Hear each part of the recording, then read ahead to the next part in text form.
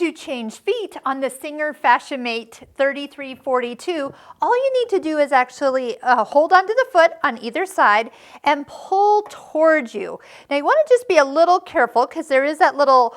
mouth that you're releasing it from, and that small little bar, when you put it back in, you're lifting up the foot and then pushing the bar into his mouth. What you want to be careful is that you don't push down on the foot when you're taking it off, more of a towards you, so you're not going to break off that lip that is holding the foot on. But as you notice on Singer's website, there are lots of accessory feet that you can add to this machine to do lots of different techniques, and all you need to do is slide it on and off. Now I will be showing you a few other accessories like a free motion quilting foot, where you actually unscrew this foot and remove the entire white ankle and attach a different foot to the machine. This is considered a low shank machine if you're looking for items like a walking foot as well that will attach to the machine on this side. But for these, it's kind of like a little snap-on foot, but do note not all snap-on feet are the same,